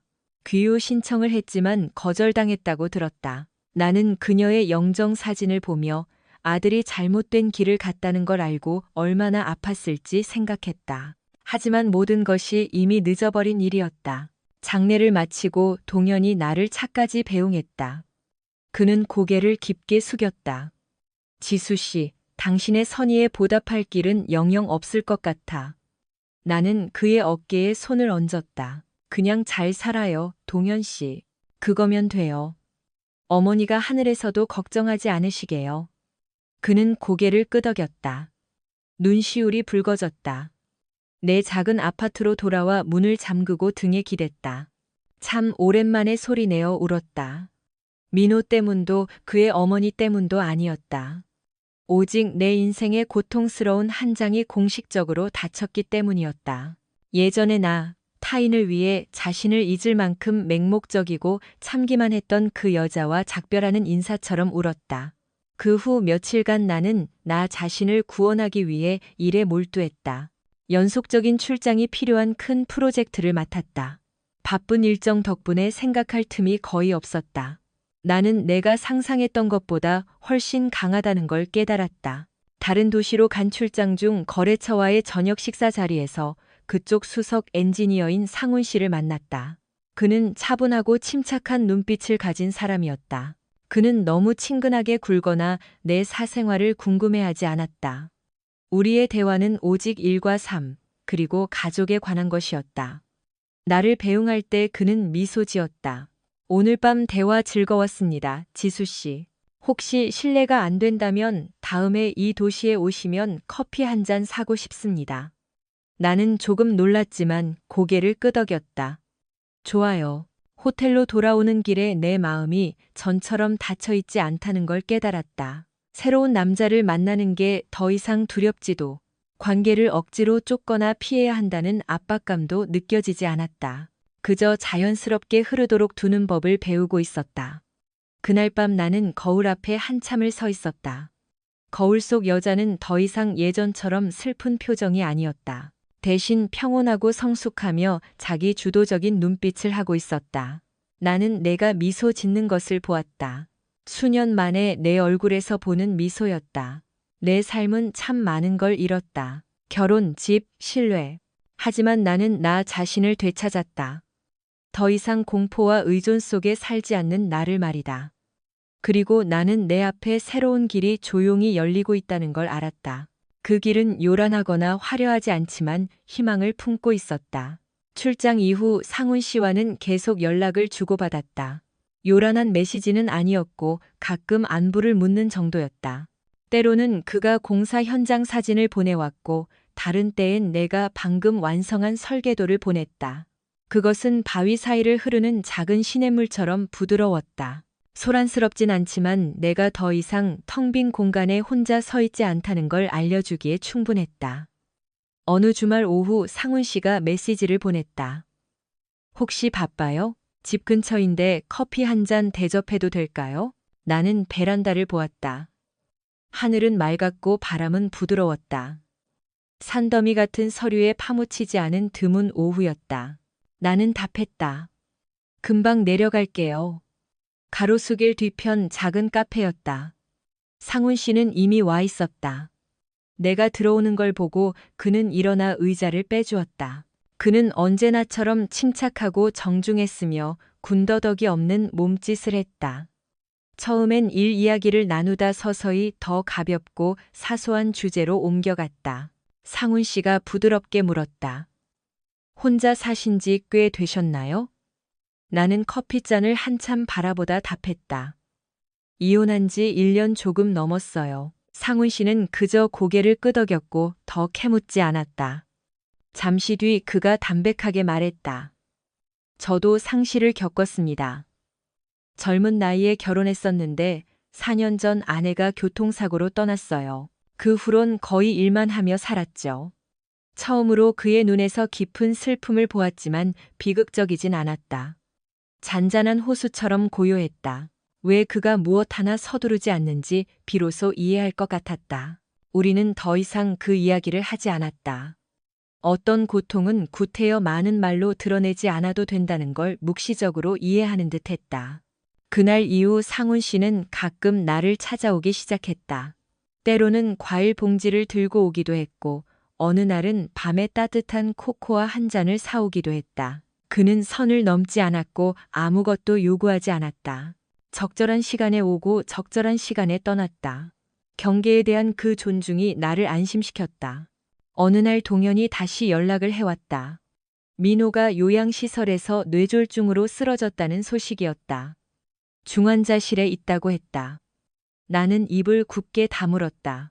오래된 기억들이 공기 중에 떠다니는 미세한 먼지처럼 되살아났다. 네가 오지 않아도 돼. 동현이 재빨리 말했다. 그냥 소식 전해주고 싶어서 전화했어. 나는 한참 동안 창가에 서서 아래를 지나가는 사람들을 보았다. 마음 한쪽은 외면하고 싶었지만 다른 한쪽은 그 남자를 한때 남편이라고 불렀던 세월을 기억하고 있었다. 결국 한숨을 내쉬었다. 병원 주소 알려줘요. 잠시 들를게요. 이번엔 아내로서도 친척으로서도 아니었다. 그저 내 과거의 한 부분을 다시 방문하는 오랜 지인으로서 가는 길이었다. 민호는 침대에 누워 앙상하게 마른 모습이었다. 얼굴 한쪽은 마비가 와서 처져 있었다. 나를 보자 그의 눈이 커졌고 입술이 달들 떨렸지만 아무 말도 하지 못했다. 동현이 곁에 서 있었고 목소리가 울먹였다. 선생님이 고비는 넘겼다는데 한쪽 마비는 남을 것 같대. 나는 민호를 보았다. 심장이 생각만큼 찌르듯 아프진 않았다. 내가 느낀 것은 오직 막연하고 먼 연민뿐이었다. 자신의 선택에 대한 결과를 감당해야 하는 낯선 사람을 지켜보는 느낌이었다. 나는 더 가까이 다가가 그의 눈을 똑바로 보며 차분하게 말했다. 그가 들을 수 있도록 크게. 민호 씨, 내 말 들려요? 남은 생은 당신이 할 수 있는 최선의 방법으로 사세요. 우리 과거는 이미 끝났어요. 더 이상 원망하진 않지만 돌아갈 수도 없어요. 더는 붙잡지 마세요. 그의 마비된 눈가에서 눈물 한 방울이 흘렀다. 그것이 진심 어린 후회인지 아니면 앞으로 닥칠 고난에 대한 공포인지는 알 수 없었다. 나는 더 이상 그 차이를 구분하는 일에 관심이 없었다. 병원을 나서며 묘한 기분을 느꼈다. 완전히 개운한 건 아니었지만 무겁지도 않았다. 너무 오랫동안 짊어졌던 짐을 내려놓은 기분이었다. 마침내 두 손이 자유로워진 느낌. 그날 밤 상훈 씨가 집 입구에서 나를 기다리고 있었다. 그는 내 얼굴을 유심히 살폈다. 피곤해 보여요. 나는 말없이 고개만 끄덕였다. 그는 그저 차 문을 열어주고 히터를 켜준 뒤 조용히 차를 몰았다. 그 정적이 나를 전혀 외롭게 하지 않았다. 오히려 안도감을 주었다. 차가 내 집 앞에 멈췄을 때 그가 말했다. 이야기할 상대가 필요하면 언제든 여기 있을게요. 나는 그를 돌아보았다. 가로등 불빛이 상훈 씨의 얼굴에 부드럽고 안정적인 빛을 비추고 있었다. 수년 만에 처음으로 내 심장이 요동쳤다. 아픔 때문이 아니라 조심스럽지만 진심 어린 따뜻한 감정 때문이었다. 고마워요라고 나는 나직하게 말했다. 그는 고개를 끄덕였고 더 말하라고 재촉하지 않았다. 다음 며칠 동안 나는 내 삶을 다시 정리하는 데 열중했다. 동현의 바람대로 시어머니의 유해를 그녀의 고향으로 옮기는 일을 도왔다. 마지막으로 향을 피우며 그녀의 새 무덤 앞에 한참을 서 있었다. 더 이상 마음속으로 그녀를 엄마라고 부르진 않았지만 한때 가족이었던 사람으로서 정중히 고개를 숙였다. 돌아오는 길에 상훈 씨에게 메시지를 보냈다. 이제 좀 괜찮아졌어요. 라고. 다행입니다. 시간 될 때 저녁 대접하게 해줘요. 라는 답장이 즉시 왔다. 나는 그 메시지를 읽으며 전과는 다른 미소를 지었다. 더 이상 움츠러들지 않는 미소였다. 전 이제 나 자신을 다시는 잃지 않을 만큼 충분히 강하다는 걸 알았다. 과거를 잊는 게 아니라 과거가 나를 더 이상 붙잡지 못하게 할 힘을 얻었다는 뜻이다. 상훈 씨의 저녁 초대 이후 나는 바로 답하지 않았다. 망설여서가 아니라 스스로에게 명확한 질문을 던지고 싶어서였다. 나는 무엇이 두려운가? 사랑받는 것, 믿는 것, 심지어 다시 시작하는 것조차 두려워했었다. 하지만 이제 깨달았다. 두려움 때문에 마음을 굳게 닫고만 있다면 평생 방어만 하며 살게 될 거라는 걸. 나는 그에게 답장을 보냈다. 이번 주말 어때요? 상훈 씨는 단 한마디로 답했다. 좋아요. 하지만 그 한마디면 내 마음을 따뜻하게 하기에 충분했다. 그 주말 우리는 강변의 작은 식당에서 만났다. 화려하진 않지만 노란 전구 아래 나무 테이블 몇 개가 놓여 있고 물에서 불어오는 시원한 바람이 기분 좋은 곳이었다. 상훈 씨는 여느 때처럼 일찍 와 있었다. 나를 보자마자 일어나는 그의 눈빛엔 기쁨이 가려지지 않았다. 차 많이 막혔죠? 나는 고개를 저었다. 아니요, 택시 타고 금방 왔어요. 우리는 간단한 음식을 주문하고 일 이야기나 과거가 아닌 일상의 사소한 주제로 대화를 나눴다. 그가 나고 자란 동네 이야기, 내 어린 시절의 기억, 아침에 커피를 마시는지 차를 마시는지 같은 것들 말이다. 긴장하거나 경계하지 않고 남자와 대화할 수 있다는 것이 얼마나 오랜만인지 새삼 깨달았다. 식사 후 상훈 씨는 나를 데리고 강변을 산책했다. 바람이 내 머리카락을 흐트렸다. 그는 편안한 거리를 유지하며 내 곁을 걸었다. 한참 뒤 그가 천천히 입을 뗐다. 지수 씨, 당신이 많은 일을 겪었다는 거 압니다. 부담 주고 싶진 않지만 명확히 하고 싶어요. 난 남자로서 당신을 아끼고 싶습니다. 심장이 빨리 뛰었지만 목소리는 차분함을 유지했다. 솔직하게 말해줘서 고마워요. 저도 솔직하고 싶네요. 아직 새로운 관계에 너무 빨리 뛰어들 준비는 안 된 것 같아요. 상훈 씨는 고개를 끄덕였다. 눈빛엔 실망의 기미가 전혀 없었다.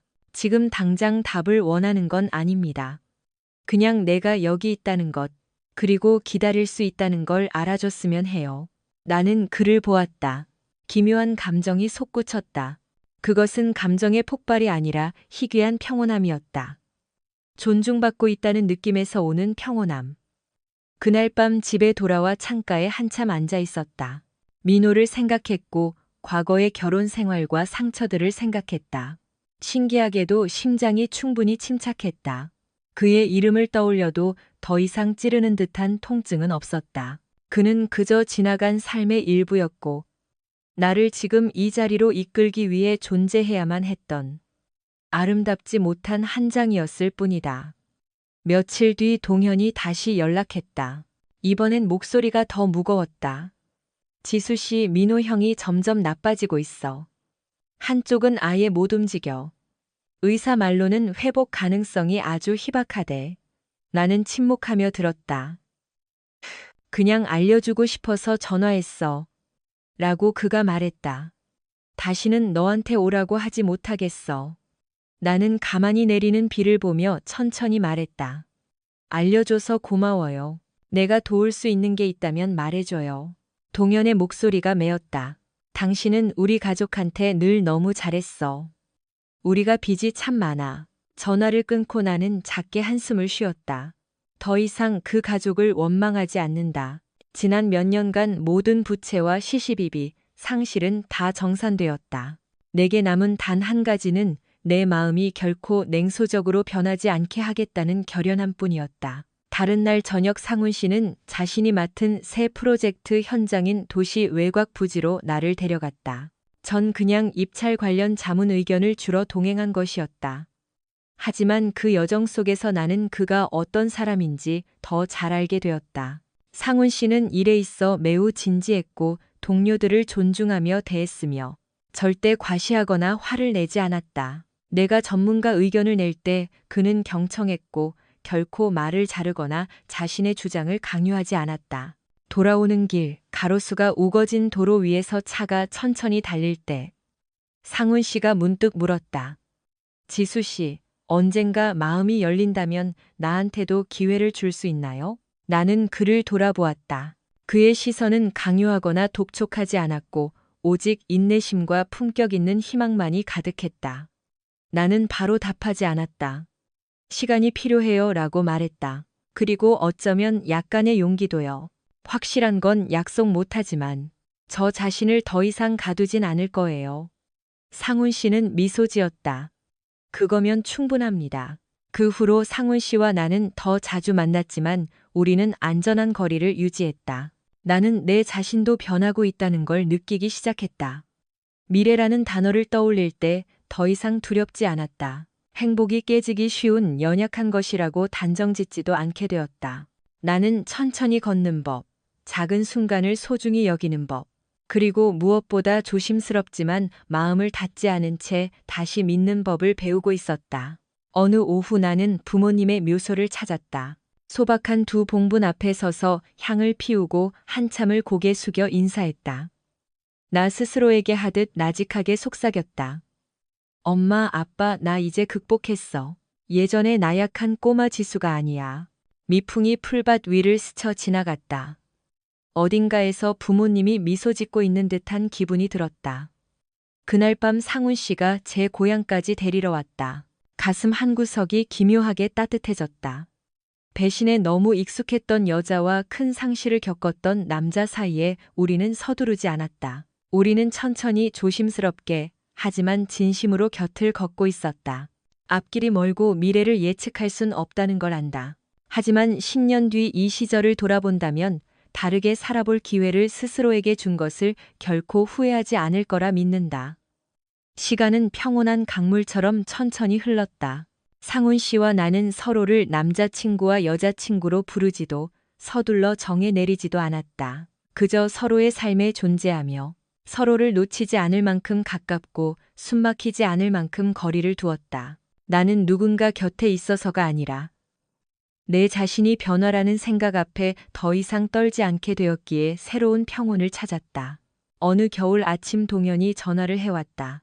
이번엔 목소리가 달랐다. 무겁게 가라앉아 있었다. 지수 씨, 민호 형. 방금 떠났어. 나는 창가에 조용히 서서 휴대폰을 꽉 쥐었다. 밖에는 찬 바람에 노란 잎들이 흩날리고 있었다. 이 날이 올 거라는 건 머지않아 알고 있었다. 하지만 막상 소식을 들으니 심장이 조여왔다. 언제 그렇게 된 거야? 오늘 새벽에 뇌졸중이 재발했어. 손 쓸 틈도 없었대. 나는 울지 않았다. 그저 마음속에 오랫동안 준비해 두었던 묘지 앞에 서 있는 것 같은 적막함을 느꼈다. 올 거지? 마지막 가는 길 한 번만 봐줄 거지? 동현이 머뭇거리며 재촉하지 않는 말투로 물었다. 나는 몇 초간 침묵하다가 답했다. 갈게요. 전처로서가 아니라 그와 생의 한 부분을 함께 통과한 사람으로서 말이다. 민호의 장례는 크지 않았다. 친가 친척 몇 분과 오래된 지인들 뿐이었다. 내가 들어서자 동현의 눈시울이 붉어졌다. 그는 내 손을 꼭 잡았다. 그의 손도 가늘게 떨리고 있었다. 와줘서 고마워. 나는 고개를 끄덕였다. 싸늘한 장례식장 안. 관 속의 민호는 평온한 모습으로 누워 있었다. 나는 그를 한참 동안 바라보았다. 더 이상 원망도, 연민도 없었다. 오직 잘못된 길을 선택해 다시는 돌아올 길을 찾지 못한 한 생에 대한 막연한 아쉬움뿐이었다. 그의 어머니도 세상을 떠났으니 이제 마지막으로 그를 위해 울어줄 사람은 아무도 없었다.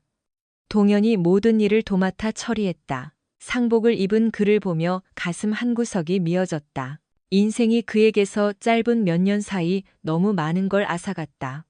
어머니, 형, 한때 가졌던 가족들. 나는 민호의 관 앞에 향을 피우며 속으로 나직하게 읊조렸다. 이제 우리 사이의 모든 부채는 정산되었어요. 연기가 피어오르다 공기 중으로 흩어졌다. 나는 몸을 돌려 걸어 나왔다. 발걸음이 더 이상 무겁지 않았다. 밖엔 상훈 씨가 기다리고 있었다. 그는 묻지 않고 충혈된 내 눈을 보고 그저 손수건 한 장을 건네주었다. 그 침묵의 배려가 위안이 되었다. 괜찮아요? 그가 나직하게 물었다. 괜찮아요라고 나는 답했다. 그저 문 하나를 더 닫았을 뿐이에요. 그는 고개를 끄덕이며 더 말하지 않았고 집에 가는 내내 그저 곁에 있어 주었다. 민호의 장례 후 모든 것이 정말로 끝났다. 동현은 가족들의 묘를 관리하기 위해 고향으로 내려갔다. 그는 내게 메시지를 보냈다. 지수 씨, 이제 나도 내 인생을 살아야 할 때가 된 것 같아. 나는 그의 메시지를 복잡한 슬픔과 안도감 속에서 읽었다. 잠시 후 상훈 씨가 나를 그의 어머니께 데려갔다. 그녀는 머리가 희끗한 부드러운 말투의 여인이었다. 나는 한때 심장이 조각났던 적이 있음에도 어린 소녀처럼 긴장했다. 그녀는 나를 빤히 쳐다보다가 미소 지었다.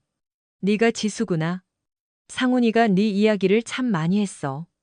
나는 정중히 고개를 숙였다. 저녁 식사 자리에서 누구도 내 과거를 꼬치꼬치 묻지 않았다. 대화는 소소했고 일상의 소소한 주제를 맴돌았다. 그 호의적이고 무심한 배려가 나를 편안하게 했다. 떠날 때 상훈 씨 어머니가 내 손을 잡았다. 참 많은 일을 겪었구나. 이제부턴 여기가 내 집이라 생각하렴. 그 한마디에 눈시울이 뜨거워졌다. 조건 없이 진심 어린 배려로 누군가 나를 대해준 것이 정말 오랜만이었다. 집에 돌아오는 길에 상훈 씨가 물었다. 부담스럽지 않았나요? 나는 고개를 저었다. 아니요, 상훈 씨랑 어머님 덕분에 아주 안심이 됐어요. 상훈 씨는 미소 지었고 눈빛이 부드러워졌다. 당신이 내 곁에서 평온함을 느꼈으면 좋겠어요. 그날 밤 집에 돌아와 거울을 오랫동안 보았다. 나를 바라보는 그 여자는 이제 변해 있었다. 더 이상 과도하게 의심하거나 방어하지 않았고 오직 조심스러운 낙관만이 남아 있었다. 일주일 뒤 상훈 씨가 작은 상자 하나를 내밀었다. 무릎을 꿇거나 화려한 수식어를 늘어놓지 않았다. 그저 나를 보며 천천히 말했다. 지수야. 완벽한 삶은 약속 못하지만 절대 너를 속이지 않겠다고는 약속할게. 너를 절대 버리지 않을 거고 네가 나를 필요로 할 때 곁에 있을게. 네가 한 걸음 더 나아갈 준비가 됐다면 그 걸음을 함께 걷는 사람이고 싶어. 상자 안엔 소박한 반지 하나가 들어있었다. 얇은 은반지였다. 나는 그것을 손에 쥐고 기묘하고 고요하며 확고한 믿음을 느꼈다. 나는 즉시 답하지 않았다. 나는 상자를 조용히 닫고 상훈 씨를 보았다. 시간을 조금 더 주세요. 선배를 믿지 못해서가 아니라 제가 완전히 준비되었을 때 나아가고 싶어서요. 상훈 씨는 고개를 끄덕였고 실망한 기색은 전혀 없었다. 기다릴 수 있어요. 나는 가방 속에 그 작은 상자를 넣고 떠났다. 그날 밤 잠이 오지 않았다. 병상 곁을 지키던 아내에서 새로운 행복의 기회 앞에 선 여자까지의 여정을 생각했다. 그 길은 폐허로 가득했다. 하지만 그 덕분에 전 제가 예전처럼 순진한 소녀가 아니라는 걸 안다. 미래가 어떨지 알 순 없지만 이번엔 맹목적으로 뛰어들지 않는다. 맑은 정신으로 아문 흉터들과 함께 그리고 약간의 희망과 함께 걸어간다. 나는 그 작은 상자를 서랍 속에 며칠간 보관했다. 열어보지도 않았지만 상훈 씨에게 돌려주지도 않았다. 그의 마음에 대한 의심 때문이 아니라 다시 한번 잘못된 믿음을 가질까봐. 행복이 물거품이 되는 걸 볼까봐 하는 깊은 공포가 여전했기 때문이었다. 어느 저녁 나는 결정을 내렸다. 상훈 씨에게 메시지를 보냈다. 내일 시간 돼요? 괜찮으면 우리 만나요. 답장은 거의 즉시 왔다. 응, 데리러 갈게. 우리는 식당이나 카페로 가지 않았다. 상훈 씨는 나를 도시 외곽, 추수가 끝난 논밭이 늘어선 작은 흙길로 데려갔다. 늦은 오후의 하늘은 맑았다. 공기는 상쾌했고 마른 집 냄새가 은은하게 퍼졌다. 그는 차를 세웠다. 네가 이곳을 좋아할 것 같았어. 나는 내렸고 평온함이 나를 감쌌다. 우리는 흙길을 따라 천천히 걸었다. 잠시 뒤 내가 먼저 입을 뗐다. 상훈 씨, 누군가를 너무 오래 기다리게 하는 게 후회되지 않아요? 그는 잠시 생각하더니 고개를 저었다. 외로울 땐 가끔 의구심이 들죠. 하지만 외로움을 피하려고 맞지 않는 사람의 손을 급하게 잡았다가 치러야 할 대가가 훨씬 크다는 걸 압니다. 전 잘못된 것에 서둘러 뛰어드느니 제대로 된 것을 기다리는 편을 택할래요. 그의 말이 가슴 깊이 와닿았다. 나는 걸음을 멈추고 그를 똑바로 보았다. 전 외로워서 새로운 관계를 시작하고 싶지 않아요. 정말 안심이 될 때 시작하고 싶을 뿐이에요. 그는 고개를 끄덕였다. 눈빛은 확고했다. 이해합니다. 그리고 존중해요. 나는 깊은 숨을 들이마셨다. 내 가방 속 그 작은 상자를 만졌다. 한참 뒤 나는 반지를 꺼내 그의 손에 올렸다. 상훈 씨, 지금 당장 예스라고 할 순 없지만 이렇게 친절하게 제 삶에 찾아와 줘서 고맙다고 말하고 싶어요. 당신을 너무 오래 기다리게 하고 싶지 않아요. 상훈 씨는 상자를 열어 반지를 본 뒤 나를 보았다. 슬퍼하거나 실망하지 않았다. 그저 부드럽게 미소 지었다. 당신이 허락한다면 난 계속 기다리고 싶어. 이 반지 때문이 아니라 내 삶 속에 당신이 존재하는 것만으로도 좋으니까. 그 순간 나는 깨달았다. 기다림이라는 단어가 더 이상 두렵지 않다는 것을. 이번엔 기다리는 사람이 강요하지 않고 기다림을 받는 사람도 압박받지 않기 때문이었다. 알겠어요. 라고 나는 나직하게 말했다. 우리 그냥 이렇게 계속 같이 걸어가요. 서두르지 말고. 상훈 씨는 고개를 넙죽 숙였고 보기 드문 환한 미소가 그의 얼굴에 번졌다. 그 후 몇 달은 평온한 안정의 시기였다. 나는 성숙한 사랑이란 격렬한 폭풍이 아니라 잔잔하고 고른 시냇물 같은 것이라는 걸 깨달아갔다. 어느 저녁 상훈 씨 집에서 함께 설계도를 검토하고 있을 때 그의 어머니가 따뜻한 차 2잔을 가져오셨다. 그녀는 나를 보며 미소 지었다. 지수야, 난 그냥 네가 한 가지만 알았으면 좋겠다. 넌 누구든 어디서 왔든 이 집에선 항상 환영받는단다. 나는 고개를 숙였고 입술이 파들거렸다. 그것은 내가 기대할 수 있는 가장 큰 수용이었다. 그날 밤 집으로 돌아와 서랍을 열고 그 작은 상자를 꺼냈다. 반지가 그 안에 가만히 누워 있었다. 나는 문득 어떤 약속은 구태여 말로 할 필요가 없다는 걸 깨달았다. 심장 속에서 묵묵히 지켜지기만 하면 된다는 것을. 나는 여전히 반지를 끼지 않았지만 처음으로 그 반지를 끼게 될 날이 더 이상 두렵지 않게 되었다. 그의 봄은 참 천천히 찾아왔다.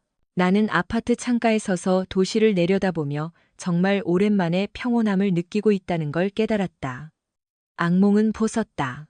불 속 튀어나오던 찌르는 통증도 사라졌다. 그날 오후 상훈 씨는 나를 동현의 새로운 동네로 데려갔다. 그의 작은 수리점은 먼지 날리는 시골 길가에 있었다. 동현은 여위였지만 피부는 그을렸고 눈빛은 그 어느 때보다 맑았다. 지수 씨, 상훈 씨 어서 와요. 그는 스스로 인생을 다시 읽어낸 남자의 진실한 미소를 지으며 반겼다. 그날 밤 상훈 씨가 나를 집으로 데려다 줄 때 나는 가방에서 그 작은 상자를 꺼냈다. 손은 흔들림이 없었고 심장은 느리지만 명확하게 뛰었다. 열어봐요 라고 나는 말했다. 그는 그렇게 했다. 그의 손바닥 위에 은반지가 가만히 놓여 있었다. 나는 천천히 한마디 한마디 신중하게 내뱉었다. 우리가 절대 싸우거나 슬퍼하지 않을 거란 약속은 못해요. 내가 완벽한 아내가 될 거란 약속도 못하고요. 하지만 한 가지는 알아요. 오늘 내가 나아가지 않으면 평생 공포 속에 살 것 같고, 전 더 이상 그러고 싶지 않아요.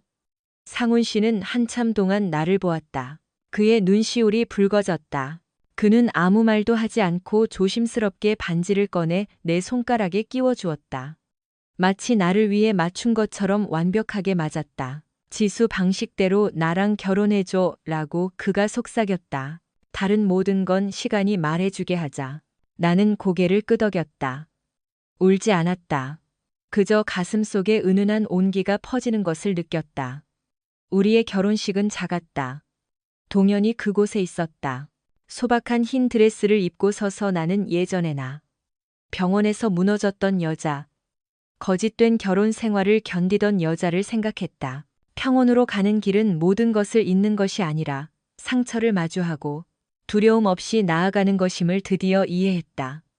결혼 후 우리는 그가 소유한 작은 집으로 이사했다. 화려하진 않지만 매일 저녁 창가에서 따뜻한 노란 불빛이 새어나왔다.